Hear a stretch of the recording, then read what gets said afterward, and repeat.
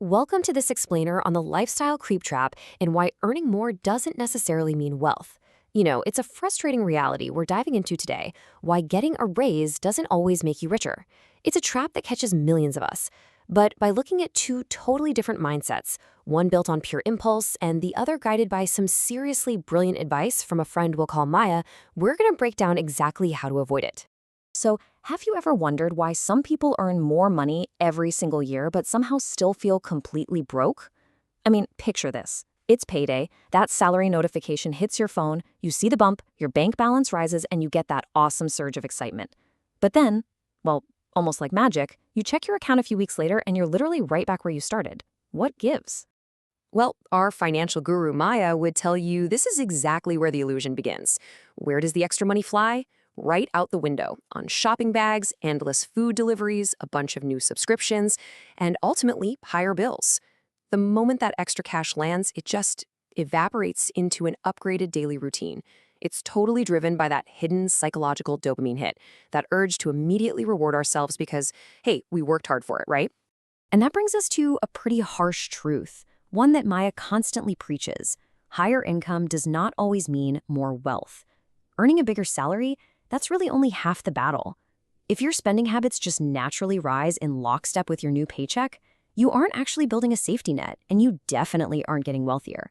You're essentially just funding a much more expensive version of being broke. To really see this in action, let's meet Alex. Now, Alex earns a decent salary. He works hard, he finally gets a nice raise, and his immediate, totally understandable thought is, finally, now I can enjoy life more. And look, we've all been Alex at some point.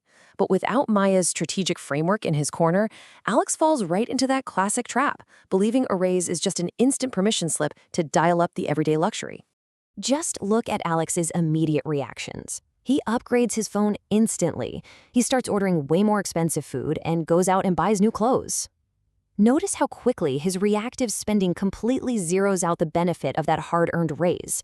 Instead of hitting pause to strategize like Maya would suggest, impulse completely takes the wheel. In the blink of an eye, the entire raise is swallowed whole by these new pricey daily habits.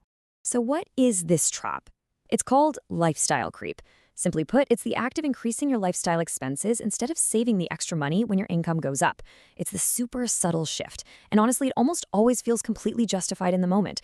But Maya warns that this exact psychological reflex is what keeps most people financially stuck, no matter how high their income climbs. It's basically Parkinson's law for your wallet. Your expenses just naturally expand to swallow up your new income.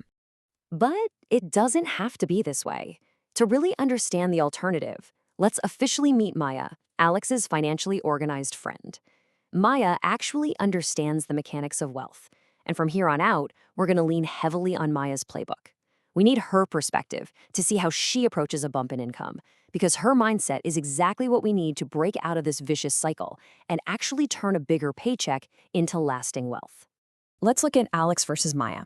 The contrast between them really just comes down to mindset. On one side, we have Alex's path of instant gratification. He immediately upgrades his lifestyle and spends the extra cash the second it arrives. On the other side, Maya stays financially organized and meticulously plans for wealth. While Alex views a raise as a green light for extra spending money, Maya views it as a brand new tool.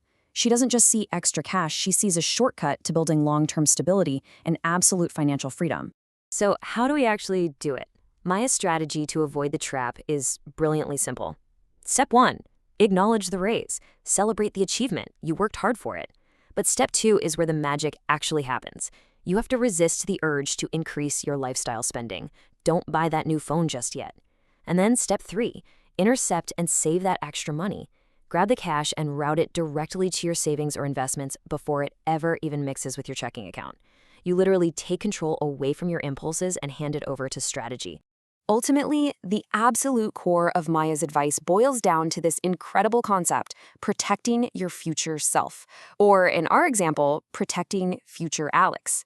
The whole point of avoiding lifestyle creep isn't to punish yourself or to deprive yourself of joy today. No way. It's to ensure that the money you're working so hard to earn right now actually benefits you down the road. By following Maya's strategy, you aren't restricting yourself. You are literally buying financial security and peace of mind for your future self. So, I'll leave you with this question. Are you building wealth like Maya or just upgrading your lifestyle like Alex? The next time a fatter paycheck hits your account, you face a major choice. Are you going to act on impulse and just buy a slightly more expensive version of your current life? Or will you use Maya's advice to actually buy your financial freedom? The choice is entirely yours. Thanks so much for hanging out with me for this explainer, and remember to keep learning.